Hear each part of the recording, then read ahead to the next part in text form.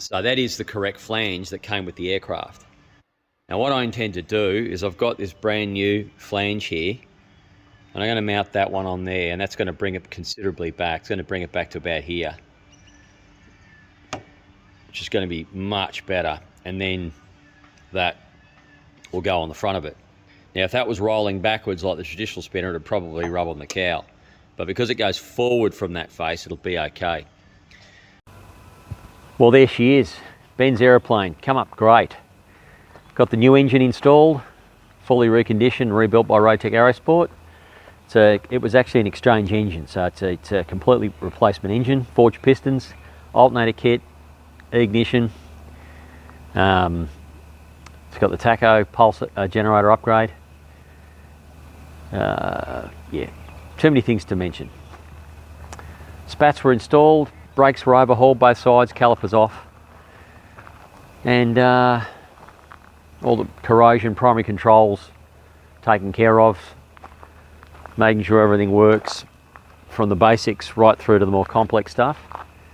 Plane was thoroughly cleaned and all the and lubricated. All right, so here we are in the cabin of the same aircraft, and so let's fire it up. There's our engine out the front there, looking good. Now, I won't run it too hard because I've got no cowls on it, and these things do get pretty warm. It's not liquid cooled. So master on. Now we've got our Rotec alternator kit on there, so I've got a charge fail light here. So if it stops charging, or the alternator stops charging or fails for any reason, that light will come on and it'll go out when it's functioning. Now this has also got the Gen 3 oil pump in it, so you're also going to see quite high oil pressure, which is really encouraging. These 2200s tend to run a little bit low on oil pressure. They've got a tiny little gear style oil pump in them, and by upgrading it to the Gen 3 or even the Gen 4, but the Gen 3 6-cylinder in this case is really given a lot more volume, and I'm seeing a significant oil pressure increase here, which is nice. Alright, so here we go. Brakes are on. Yep, got the chocks out the front, master's on. Now we've got our electronic ignition, which is on the left, and you're going to see this thing fire straight up. Don't need any choke, I've had it running. Alright, throttle closed. Right, clear prop. Clear, Tony.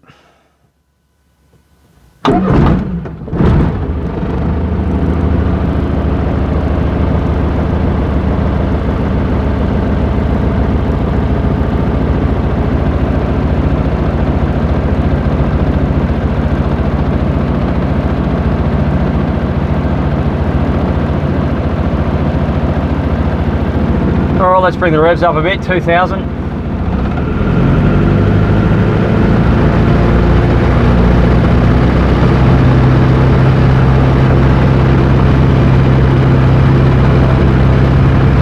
Check the mags.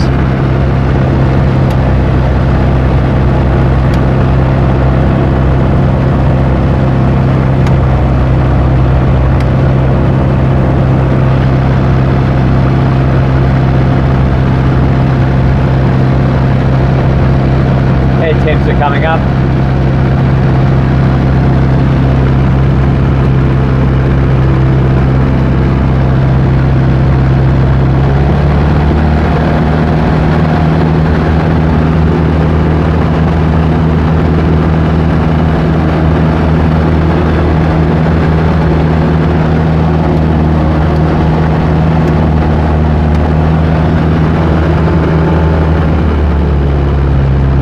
Back to idle.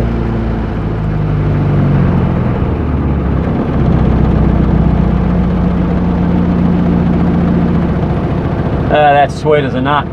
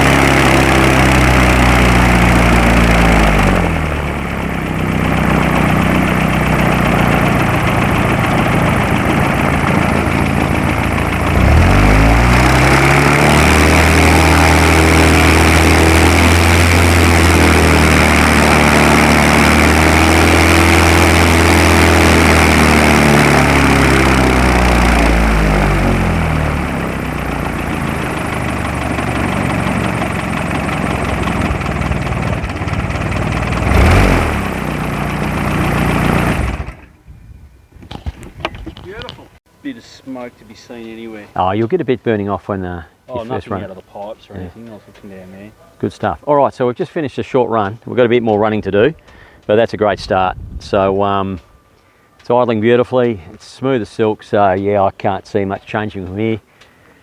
So we'll give it a good clean up and do a bit more ground running. But at this stage, that's about as far as we need to go for a sound flying aeroplane. Everything's looking good. This is our Rotec oil separator we built. What you've basically got in there is a labyrinth of chambers and some stainless steel scour in there, acting as a labyrinth.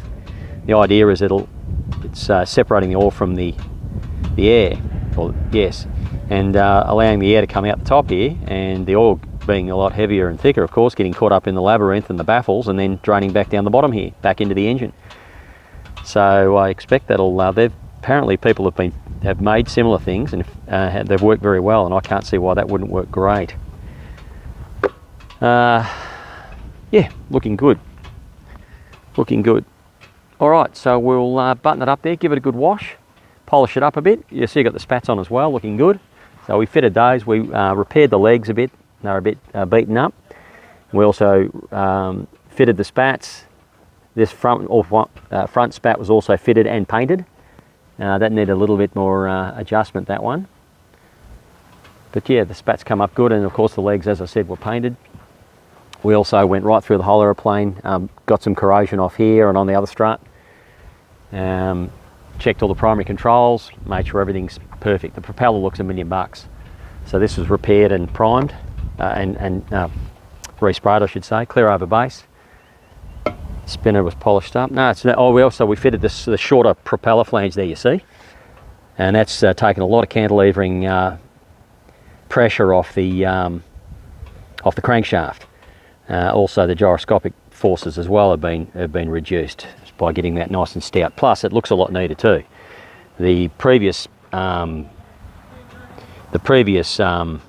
flange was the longest Jabiru flange, and it looked a bit strange sticking out so far, and two, it was putting excessive load or unnecessary load on the crankshaft. So now we've got the shortest one Jabiru make, and yeah, that's 100% better. Yeah, she's looking good. Right, I will tidy it up now and we'll button it up.